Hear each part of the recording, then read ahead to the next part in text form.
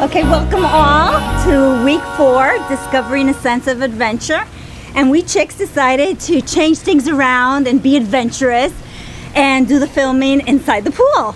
So welcome. I'd like to kick off by, oh, look at that. We highlighted the very same line. Which one?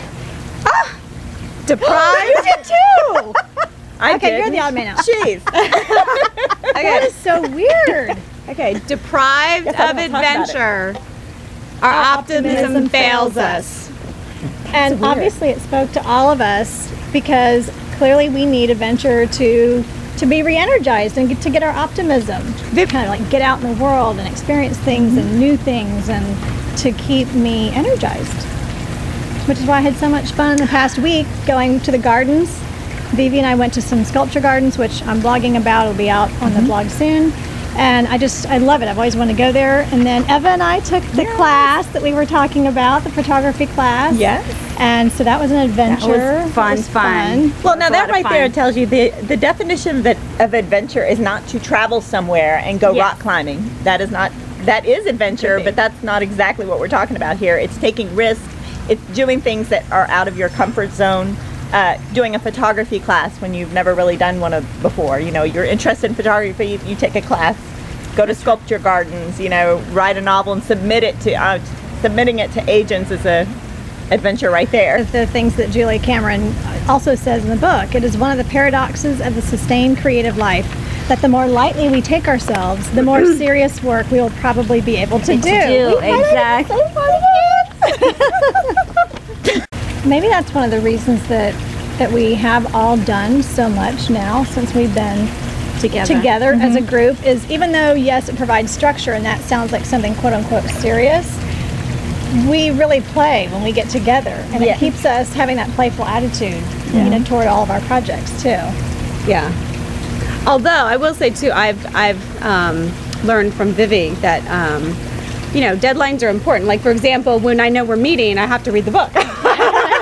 Even if it's the night before. Did you do that? Oh no. Not that I did that. Me either. Oh no. But even, you know, as soon as Vivi emailed that her manuscript was requested by an agent, I got on my computer and started writing. And I finally, my character is now born. I'm like, look at the shows we watch. And why do we get so involved in reality TV or something? Because it's like you're looking at someone else's life from the outside and saying, wow, that's really interesting.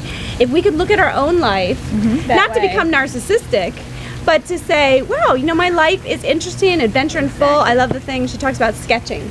Start making sketches, even though, you know, some of us can't draw, of your life. And it helps you get a sense of, yeah, you know, my life is varied, it's colorful, it's different, it's active, it's lively.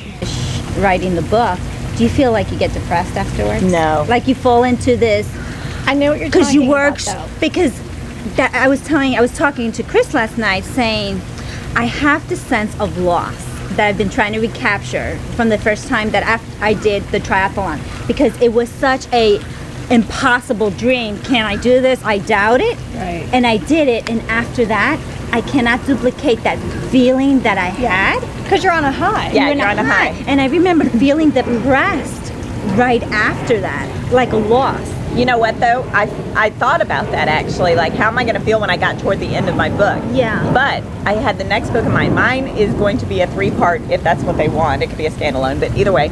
So I started the next one About home design and how people like doing renovations, that they experience this sense of loss after they get all the renovations done, and you think you're going to be satisfied, right? And then you kind of feel down because it's like the postpartum. destination is it is exciting, but it's really the journey that's exciting. Did you hear that part about the intuition?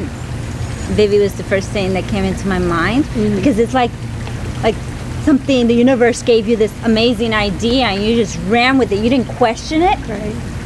You didn't doubt yourself. You trusted it. I just sat down and started doing it. Yep.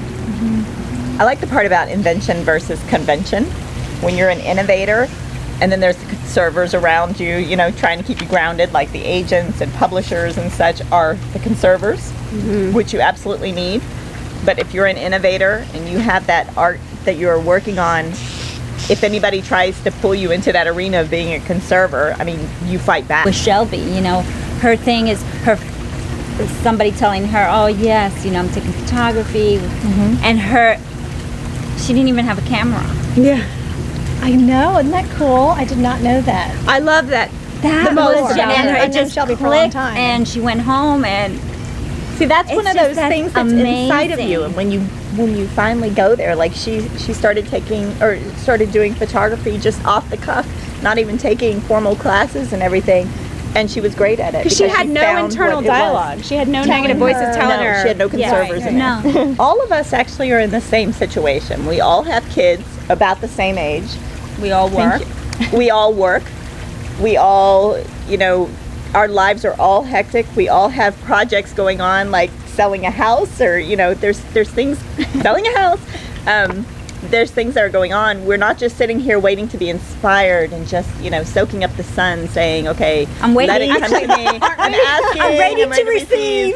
We are all in the same situation, and you know, that's what makes it possible for everybody. If you see that, hey, we can do this thing. You know, we can write a book. We can, you know, do a movie. We can do whatever we want.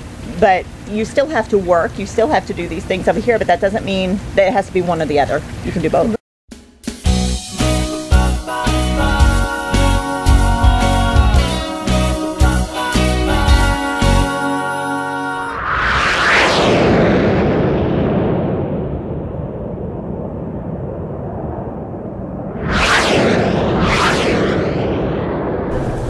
Hi.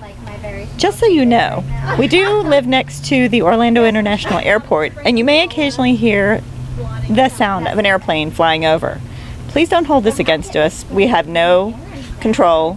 We have asked for clearance over the air, and they haven't given it to us. So thank you for bearing with us. Good night. You get too technical about something, and at the perfectionism of it, you lose something from it. Okay, wait, we have to start over. There's an airplane flying over.